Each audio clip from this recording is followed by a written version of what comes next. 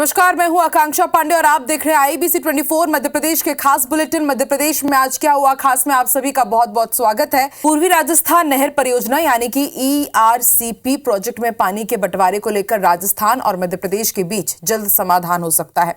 मध्य प्रदेश के मुख्यमंत्री डॉक्टर मोहन यादव ने रविवार को जयपुर पहुंचकर राजस्थान के सीएम भजनलाल शर्मा के साथ बैठक की। मध्य प्रदेश के मुख्यमंत्री मोहन यादव और राजस्थान सीएम भजनलाल शर्मा ने रविवार दोपहर साझा प्रेस कॉन्फ्रेंस करके ERCP पर काम आगे बढ़ाने की बात कही। दोनों राज्य पानी के बंटवारे पर जल्द इसे सुलझाने की बात कर रहे हैं। बैठक के बाद पत्रकारों को संबोधित करते हुए मध्य प्रदेश के मुख्यमंत्री डॉक्टर मोहन यादव ने कहा कि पहले जो विवाद था उस पर ध्यान नहीं दिया गया। अटल बिहारी वाजपेयी का नदी जोड़ों का सपना था। हम शाम तक कोई समझौते तक पहुंचे, इसलिए मैं यहां आया हूं। उम्मीद करता हूं कि आज MOU पूरा हो जाएगा और इसकी संभावना राजस्थान के सीएम भजनलाल शर्मा ने भी जताई। एक बड़ी योजना का लाभ हमारे ये लगभग मध्य प्रदेश के शिवपुरी, ग्वालियर, भिंड, मुरैना, गुना, उज्जैन, इंदौर, देवास इतने जिलों में न केवल पेयजल की और औद्योगिक जरूरतों की पूर्ति करेगी, बल्कि इसमें काफी बड़े पैमाने पर हमारे लगभग 7 डैम जो बनेंगे, 35,000 करोड़ से ज्यादा की हमारी उसमें मोटे तौर पर कल्पना है। आगे भी बढ़ेंगे कि राजस्थान और मध्य प्रदेश मिलकर के हमारे राजस्थान के 13 जिले हैं। लगभग 2,80,000 हेक्टेयर जमीन की सिंचाई भी इसमें होगी। 13 जिलों को पानी भी इसमें मिलेगा। इससे जुड़े हुए कई विषय इसमें होंगे।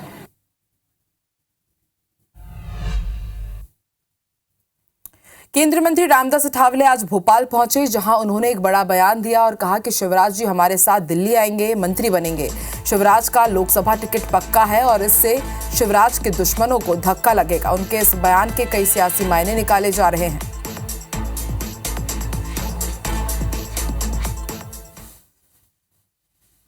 शिवराज सिंह चौहान जी दिल्ली में आएंगे, हमारे साथ आएंगे, आगे मंत्रिमंडल में आएंगे। अभी वो लोकसभा अगर वो लड़ेंगे और दिल्ली आएंगे तो वहाँ कैबिनेट मंत्री बनेंगे। उनका आदर तो मोदी जी करें। शिवराज सिंह चौहान का लोकसभा में आना है पक्का और उनको दुश्मनों को बहुत बड़ा होगा धक्का। मध्य प्रदेश में भाजपा और कांग्रेस लोकसभा चुनाव की तैयारी कर रही है। भाजपा ने गांव चलो बूथ चलो अभियान शुरू किया है, जिसके तहत भाजपा के नेता, मंत्री, पार्टी पदाधिकारी गांव में 24 घंटे रुकेंगे और मतदाता बूथों को मजबूत करने का काम करेंगे। भाजपा हर बूथ पर 10% वोट शेयर बढ़ाने के संकल्प को लेकर काम कर रही है। वहीं कांग्रेस ने लोकसभा चुनाव स्क्रीनिंग कमेटी की बैठक 3 फरवरी को बुलाई है। इस बैठक में लोकसभा चुनाव के लिए कमेटी की अध्यक्षता रजनी पाटिल और प्रदेश कांग्रेस अध्यक्ष जीतू पटवारी शामिल होंगे। इसी के साथ बैठक में सभी लोकसभा प्रभारियों को अनिवार्य रूप से उपस्थित रहने के लिए कहा गया है। कयास ये लगाए जा रहे हैं कि कमलनाथ, दिग्विजय सिंह समेत कई कद्दावर नेताओं को चुनावी मैदान में उतारा जा सकता है। गांव चलो बूथ चलो। महानगर में सभी हमारे प्रवासी प्रत्येक पोलिंग बूथ पे 24 घंटे रुकने वाले हैं। आगामी लोकसभा में प्रत्येक पोलिंग बूथ को जीते और कैसे हमारा 10% वोट और बढ़े, इसको लेके ये हमारे राष्ट्रीय नेतृत्व ने आह्वान किया है। तो जो 3 तारीख को जो बैठक है, इसमें हमारे प्रदेश अध्यक्ष जी, प्रदेश प्रभारी जी और भी कई वरिष्ठ नेता मौजूद रहेंगे। इसी तारतम्य में वो बैठक बुलाई गई है। लोकसभा प्रभारी भी बुलाए गए हैं। लोकसभा में कई वरिष्ठ नेता भाग लेते हैं और हो सकता है मध्य प्रदेश में भी यहाँ के कई जो वरिष्ठ और सीनियर नेता हैं लोकसभा चुनाव में आपको चुनाव लड़ते देखें। मध्य प्रदेश में आने वाले समय में राहुल गांधी की भारत जोड़ो न्याय यात्रा को लेकर कांग्रेस ने अपनी तैयारी शुरू कर दी है। कांग्रेस को मालवा निमाड़ में इस यात्रा से लोकसभा चुनाव में फायदा मिलने की उम्मीद है। राहुल गांधी की यात्रा उज्जैन, रतलाम, झाबुआ इलाके से होकर राजस्थान में प्रवेश कर रही है। रतलाम, झाबुआ में आदिवासी वोट अधिक है, जिस पर कांग्रेस की नजर है। वहीं यात्रा को लेकर की जा रही तैयारियों को लेकर भाजपा ने तंज कसा है। भारत जोड़ो न्याय यात्रा जो राहुल गांधी जी की मणिपुर से शुरू होकर मुंबई तक जाएगी, वो मध्य प्रदेश में बहुत सारे जिलों से गुजरेगी। मुरैना में मध्य प्रदेश में एंटर होते हुए रतलाम, झाबुआ के बांसवाड़ा तक पूरे बेल्ट में रहेगी। भी आदिवासी वोटर कांग्रेस पार्टी के साथ नजर आया, चाहे बड़वानी जिला हो, धार जिला हो, खरगोन जिला हो। आदिवासी समाज, आदिवासी वोटर कांग्रेस पार्टी के साथ है। अब उन्होंने नया नाम दिया कि न्याय यात्रा, जिन्होंने हमेशा जब से कांग्रेस बनी उन्होंने बेईमानी भारत की जनता के साथ की है। भारत में रह कर के कांग्रेस ने जिस प्रकार से झूठ बोला है सरकारों ने और लोगों को भ्रम में रखा और ये न्याय यात्रा निकालने चले हैं। मध्य प्रदेश के विधानसभा अध्यक्ष नरेंद्र सिंह तोमर 2 दिनों के प्रवास पर श्योपुर पहुंचे और जहां उन्होंने विधानसभा 2 और विधानसभा 1 में अलग अलग सभाएं की और कई विकास कार्यों का लोकार्पण किया। इस अवसर पर तोमर ने श्योपुर नगर पालिका के सामने मंच से कहा कि वो लोकसभा चुनाव लड़े या ना लड़े ये पार्टी तय करेगी, लेकिन उनके अंदर जब तक सांस है वो अपने क्षेत्र के लिए ऋणी रहेंगे। अपने भाषण में उन्होंने आगे ये भी कहा कि वो सांसद और केंद्रीय मंत्री बनने के बाद कभी भी अपने क्षेत्र को उन्होंने नहीं छोड़ा है, वो जीवन भर इस क्षेत्र को नहीं छोड़ेंगे। भारतीय जनता पार्टी एक राजनीतिक दल है, उसकी अपनी एक प्रक्रिया है। भारतीय जनता पार्टी जब चुनाव आएगा तो उसके बाद वो अपने प्रत्याशियों का चयन करेगी। भारतीय जनता पार्टी संकीर्ण राजनीति में और खरीद फरोख्त की राजनीति में भरोसा नहीं करती है। मध्य प्रदेश विधानसभा के आगामी सत्र में सरकार को घेरने की रणनीति पर कांग्रेस काम कर रही है। मध्य प्रदेश विधानसभा में नेता प्रतिपक्ष उमंग सिंघार का कहना है कि विधानसभा के अंदर और बाहर हम सरकार का घेराव करेंगे। सरकार बनने के बाद भाजपा ने अब तक संकल्प पत्र पर अमल नहीं किया। महिला, किसान सहित तमाम मुद्दों पर हम सरकार को घेरेंगे। 6 फरवरी को विधायक दल की बैठक होगी, उसमें हम निर्णय लेंगे। पार्टी में सभी की सहमति से निर्णय लिया जाता है। नेता प्रतिपक्ष उमंग सिंघार ने जनता दरबार को लेकर कहा कि जनता की समस्याओं के निदान के लिए जल्द ही इसकी शुरुआत होगी। बहुत जल्द ही इसकी तारीख, दिन और समय तय हो जाएगी। 450 रुपये का सिलेंडर लगता है बहनों के लिए एक सपना हो गया है। 6 तारीख को हमारी विधायक दल की बैठक और चूंकि पार्टी में सभी लोग मिलकर निर्णय लेते हैं तो विधानसभा में तो अंदर घेरेंगे, विधानसभा के बाहर भी आवश्यकता रही तो वो भी घेरेंगे। हमारा फर्ज है विपक्ष के नाते, तो सप्ताह में 2 दिन चाहूँगा कि भोपाल स्तर पर सभी आम प्रदेश की जनता से मिलूं और इसके लिए मैं प्रयास कर रहा हूं। कैबिनेट मंत्री कैलाश विजयवर्गीय का एक वीडियो वायरल हो रहा है जिसमें विजयवर्गीय ये कह रहे हैं कि बाजार में उनकी कितनी ही साख हो लेकिन घर में 3000 रुपए से ज्यादा की साख नहीं है। आज भी उनकी पत्नी उन्हें 3000 रुपए से ज्यादा नहीं देती है। मजाक मजाक में कही ये बात अब वायरल हो रही है।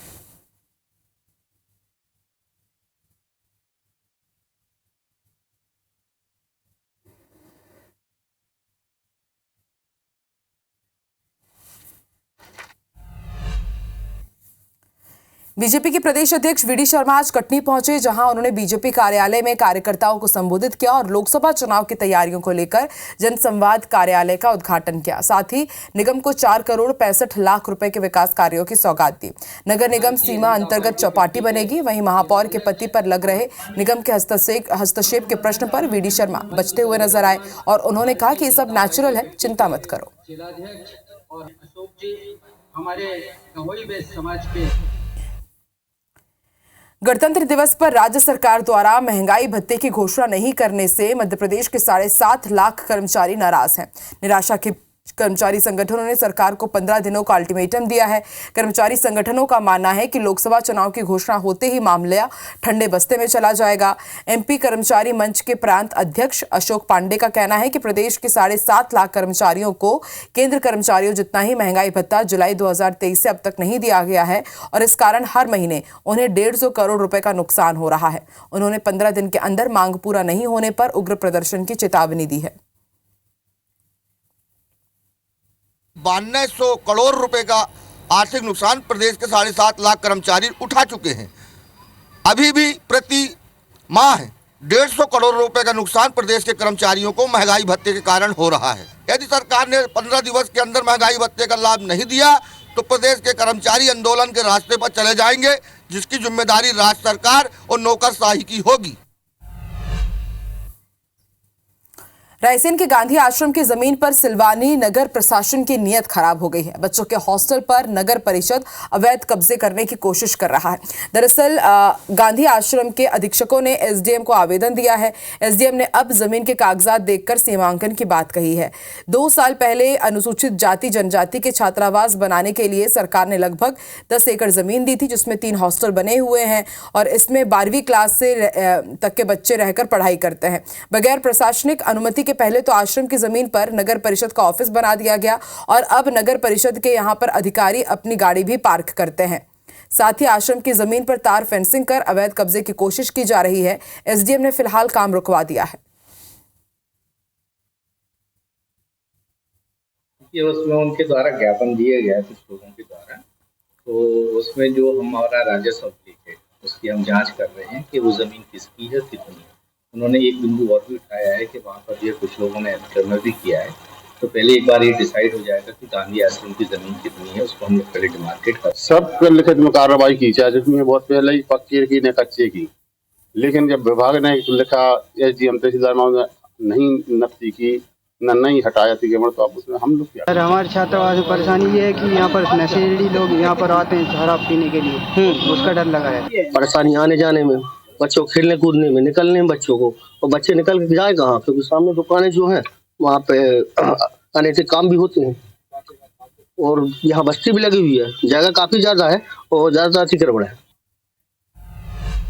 ब्रेक के बाद स्वागत है। इंदौर से बड़ी खबर आपको बता दें, पुलिस ने अवैध शराब जब्त की है। पुलिस से बचने के लिए तस्कर भाग रहा था और उसकी कार खंबे से जा टकराई। कार छोड़ करके आरोपी फरार है और कार से 42 पेटी अंग्रेजी शराब बरामद हुई है। शराब तस्कर की तलाश में पुलिस जुटी हुई है। तो तस्वीरें आप देखिए किस तरह से पुलिस से बचकर भागने की फिराक में था तस्कर और उसके बाद उसकी गाड़ी पेड़ से टकरा गई।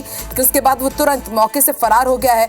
पुलिस अब इस आरोपी की, तस्कर की तलाश कर रही है। 42 पेटी अंग्रेजी शराब भी जब्त की गई है।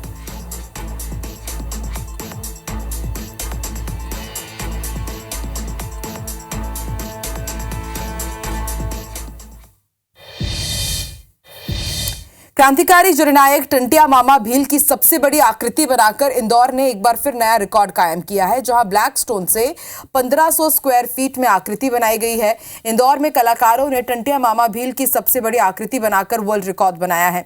यह आकृति कलाकारों ने 3 दिन में बनाई है। जननायक क्रांतिकारी टंटिया मामा भील के जन्मदिवस के अवसर पर इंदौर के कलाकारों ने अटल बिहारी परिसर में यह आकृति बनाई। यह आकृति विश्व की सबसे बड़ी आकृति है, जिसे 6 कलाकारों ने मिलकर बनाया। टंटिया मामा भील का जन्म 26 जनवरी 1842 को आदिवासी परिवार में हुआ था, जिन्होंने देश की आजादी के लिए अंग्रेजों से जमकर लोहा लिया था और अपने प्राण न्यौछावर कर दिए थे। यही गाथा जन जन तक पहुंचाने के लिए इंदौर के कलाकारों ने दिन रात एक कर यह आकृति बनाई और फिर परीक्षण के बाद हॉवर्ड्स वर्ल्ड रिकॉर्ड्स में इसे शामिल किया गया।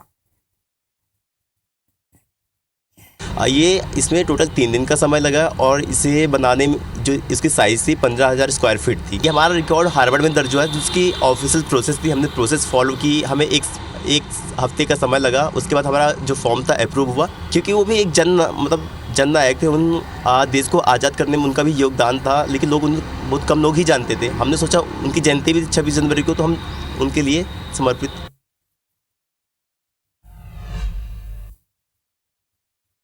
महाराष्ट्र के नासिक से नर्मदा परिक्रमा करने 4 बुजुर्ग साइकिल से ही निकल पड़े हैं। खास बात यह है कि इन बुजुर्गों की उम्र 60 साल से ज्यादा है, लेकिन इनका उत्साह देखते ही बनता है। जगह जगह इनका स्वागत किया जा रहा है।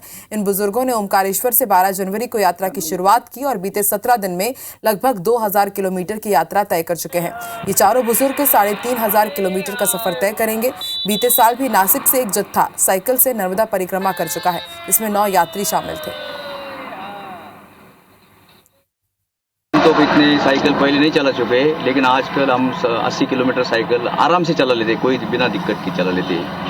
नर्मदा के मैया के बाजू में रहते सुबह शाम, और बस ठंडे पानी से नहाकर और हम सुबह निकलते, शाम को रुक जाते 5:30-6 बजे तक। 85 किलोमीटर तक जाते। एक दिन हम 102 किलोमीटर भी गए थे, एक दिन 70 किलोमीटर भी गए, तो एवरेज 85 किलोमीटर का होता है। 38 डेज में किया था, शायद 35 दिन में या 37 डेज में हो जाए। लोग देवलाली कैंप नासिक डिस्ट्रिक्ट से है और हमने ओंकारेश्वर से ये परिक्रमा चालू किया है। ये हमें भी नहीं पता चलता कि हम इतने कैसे साइकिल चलाते हैं। सब ये मैया की कृपा है हमारे साथ। सब 85 किलोमीटर। तो आप लगभग क्या उम्र होगी?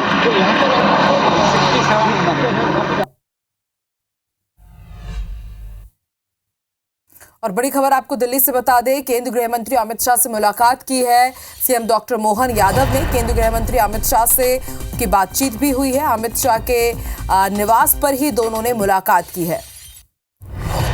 तो केंद्रीय गृह मंत्री अमित शाह से मुलाकात की है मध्य प्रदेश के मुख्यमंत्री डॉक्टर मोहन यादव ने, इससे पहले वो राजस्थान के दौरे पर थे। राजस्थान के सीएम भजनलाल शर्मा से उन्होंने मुलाकात की ईआरसीपी को लेकर, और अब उसके बाद वो केंद्रीय गृह मंत्री अमित शाह से मुलाकात करने के लिए दिल्ली पहुंचे हैं।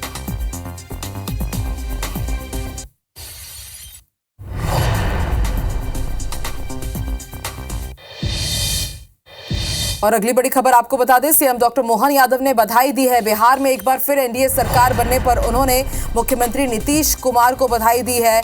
दोनों उप मुख्यमंत्री को भी उन्होंने बधाई दी और उन्होंने लिखा कि नरेंद्र मोदी जी के मार्गदर्शन में बिहार अब नया कीर्तिमान रचेगा। तो आज एक बार फिर बिहार में बड़ी सियासी उठापटक देखने को मिली। आज शाम 5 बजे नीतीश कुमार ने एनडीए के साथ गठबंधन करके फिर से सीएम पद की शपथ ली है और उसके बाद डॉक्टर मोहन यादव, जो कि मध्य प्रदेश के मुख्यमंत्री हैं, उन्होंने बधाई दी है दोनों ही मुख्यमंत्री जो कि बीजेपी के हैं उन्हें, और इसके साथ ही मुख्यमंत्री नीतीश कुमार को। तो एक्स पोस्ट भी हम आपको दिखा रहे हैं, आप देख सकते हैं बिहार में एनडीए सरकार बनने पर किस तरह से सोशल मीडिया पर पोस्ट कर मध्य प्रदेश के मुख्यमंत्री डॉक्टर मोहन यादव ने बधाई दी है। इसके साथ ही उन्होंने लिखा है कि पूर्ण विश्वास है कि आदरणीय प्रधानमंत्री जी के नेतृत्व में कुशल मार्गदर्शन में बिहार को बेहतर और विकसित बनाएंगे।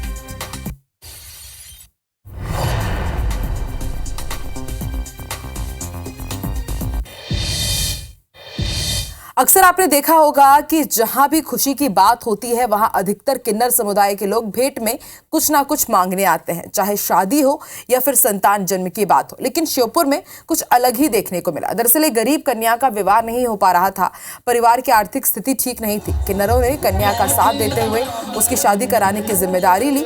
कोमल नाम की किन्नर ने एक कथा का आयोजन किया। कथा में ही कन्या का विवाह लग्न तय हुआ। जब विवाह के लिए बारात आई तो दूल्हा श्री राम की वेशभूषा में बग्घी पर सवार था। कोमल ने दुल्हन को सीता के रूप में तैयार किया। फिर दोनों ने 7 फेरे लिए और विदाई उपहार में बाइक सहित लाखों के उपहार भी दिए।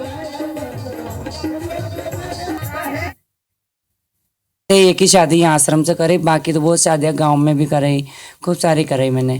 पर एक 500 साल बाद में एक नई दिवाली मनाई हिंदुस्तान के अंदर, एक राम मंदिर बनाए, तो मैंने भी एक मंदिर बनाया छोटा सा। मेरे को अच्छा लगा, भगवान से मैं बहुत लगाव है मेरा, तो मैंने राम कथा करे, तो एक राम भगवान को सीता माता के रूप में शादी करी मैंने। मैं गरीब घर की कन्या को ज़्यादा देती हूँ मैं, कुछ होता तो। और इस बुलेटिन में फिलहाल इतना ही। देश और दुनिया की तमाम बड़ी खबरों के लिए आप देखते रहिए IBC 24। मुझे दीजिए इजाजत, नमस्कार।